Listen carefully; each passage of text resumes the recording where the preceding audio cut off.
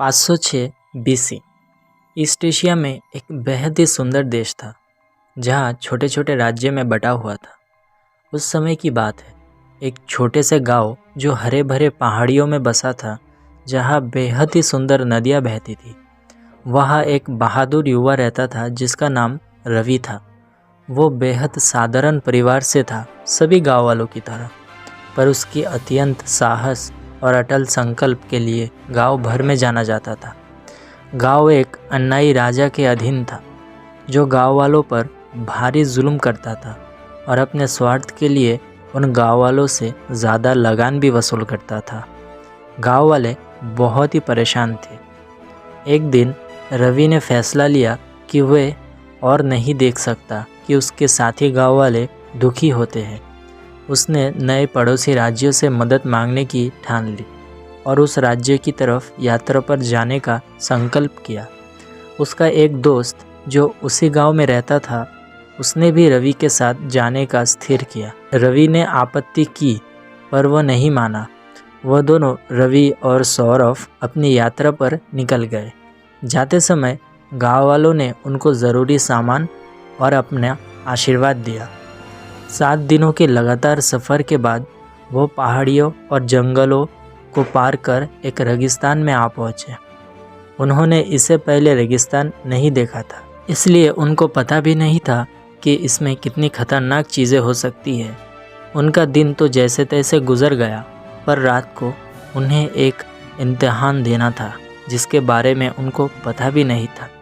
शाम होते ही उनको रेगिस्तान के ठंडी मौसम का पता चला। सौरभ ने कहा, दिन में इतनी गर्मी और शाम होते ही इतनी ठंडी। रवि, यह कोई जादू नगरी तो नहीं? रवि ने कहा, मुझे लगता है यहाँ का मौसम ही ऐसा होता होगा। मेरे दादाजी कहा करते थे कि ऐसे जगह पर सबसे ज़रूरी चीज़ है पानी और कंबल। हमारे पास दोनों है, सौरभ ने कहा। फिर वो कुछ फल खाए और सो गए जो उन्होंने जंगल से लाए थे। कुछ देर सोने के बाद रवि को एक आवाज़ सुनाई दी। उसकी नींद टूट गई। उसने आँख खोलकर देखा और चौंक गया। उसके सामने लगभग 10 घोड़े, जिन पर 10 लोग उन्हें चारों ओर से घिरे हुए थे। रवि उठ खड़ा हुआ और पूछा, कौन हो तुम लोग, क्या चाहिए? इस दौरान सौरभ की भी नींद खुल गई। इतने सारे लोग को देखकर वो डर गया और कहा, कौन हो तुम लोग? फिर उनमें से एक घुड़सवार बोलता है, पकड़ लो इन्हें। 4 घुड़सवार उनको पकड़ने के लिए आते हैं। रवि उनसे लड़ने लगता है, पर ऐसे समय सौरभ चिल्लाता है, रवि बचाओ। रवि उस तरफ मुड़कर देखता है। इस समय एक घुड़सवार रवि के सर पर मारकर उसे बेहोश कर देता है। आँख खुलते ही रवि देखता है वो और सौरभ एक साथ सोए हुए हैं और पास में ही आग जल रही है। इस समय कुछ लोग एक लड़की को पकड़ के ले आते हैं और उन लोगों के साथ सुला देते हैं। रवि देखता है इतनी सुंदर लड़की और यहाँ पर क्या कर रही है। वे उससे कुछ पूछते इससे पहले कुछ लोग आकर उन तीनों को ले जाते हैं।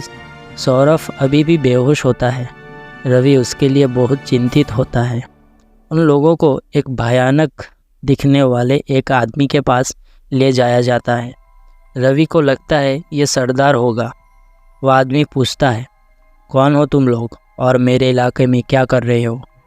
रवि बोलता है, हम मुसाफिर हैं, पाल राज्य से आ रहे हैं और हमको गुप्त राज्य तक जाना है।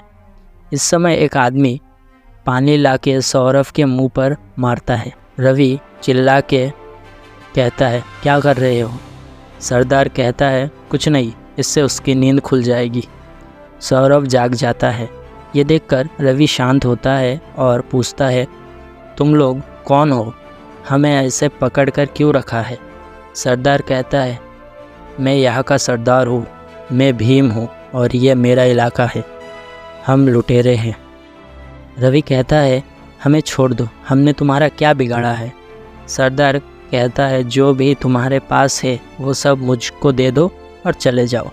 रवि कहता है, मेरे पास कुछ नहीं है सिवाय खाने के सामान के, और ये हमारे सफ़र में काम आएंगे।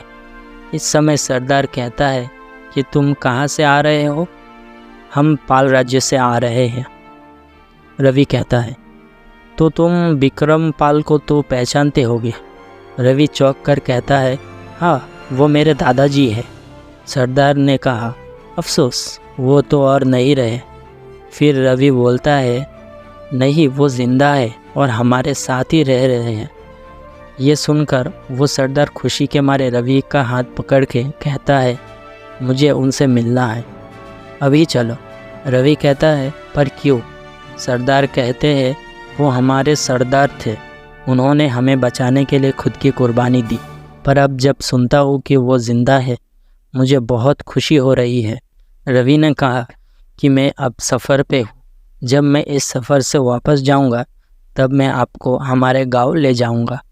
सरदार इसी बात को मान जाता है और अगले दिन उन तीनों को, रवि, सौरभ और वो लड़की को, सरदार के आदमी रेगिस्तान पार करके गुप्त राज्य की सीमा पर छोड़ देते हैं। कई दिनों की यात्रा के दौरान वो लड़की रवि की अच्छी दोस्त बन गई। रवि ने पूछा कि तुम उस रेगिस्तान में क्या कर रही थी? तो वो लड़की ने कहा, मेरा नाम मीना है, मैं इस गुप्त राज्य में रहती हूँ।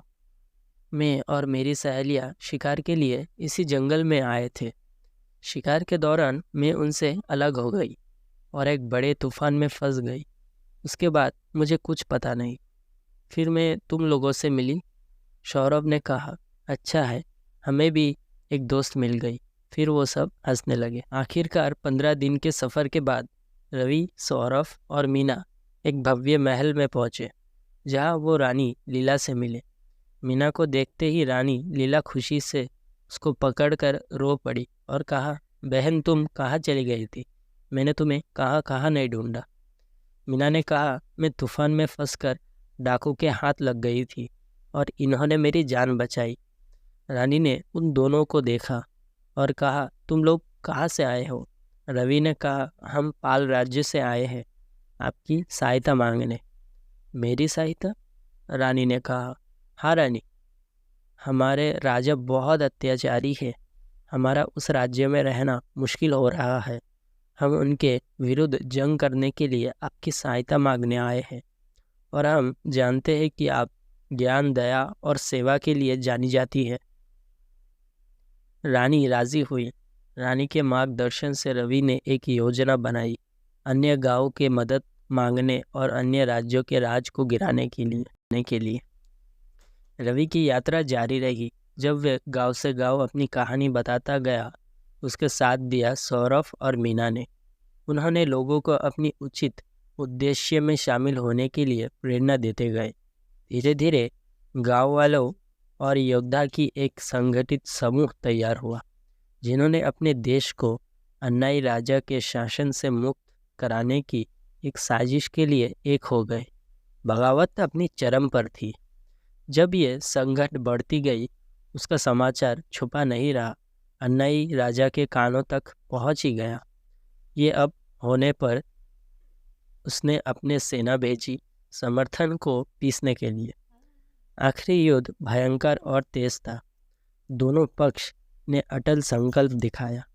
दोनों पक्ष का सामना रेगिस्तान के इलाके में हुआ। युद्ध के बीच में जब रवि के योद्धा कमज़ोर पड़ रहे थे, डाकू भीम ने अपने साथियों को लेकर जंग में उतर पड़े। रवि और उसके साथी वीरघोर संघर्ष किए, जो उनके आसपास के लोगों को नए उत्साह से लड़ने की प्रेरणा देता रहा। रानी लीला भी युद्ध में शामिल हुई, अपने खुशहाल बाण के तीर और एक तीर वाले फौज के साथ। युद्ध के परिणाम पलट गए और यह साफ हो गया कि गांव वालों की एकता और निरंतर आत्मा राजा के अन्यायी से अधिक मजबूत है। अंत में अन्यायी राजा पराजित हुआ और गांव उसके तिरस्कार से मुक्त हो गया। रवि और लीला वीर गिने गए, अपने साहस और निताई भविष्य के लिए सम्मानित किए गए। साथ में उन्होंने गांव को पुनर्निर्माण किया।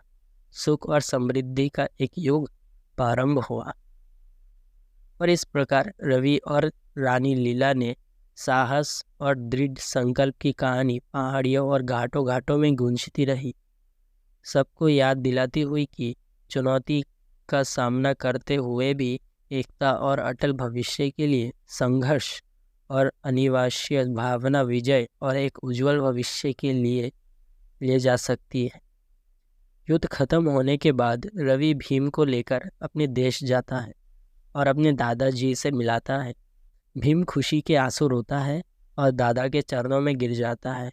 दादाजी भी उससे मिलकर बहुत खुश होते हैं। यहाँ पर मीना को रवि से प्यार हो जाता है। यह बात लीला को भी पता चल जाती है। लीला ने अपनी बहन की शादी रवि से करवा दी और अपने राज्य का एक हिस्सा भी दिया जो रेगिस्तान के पास पड़ता था।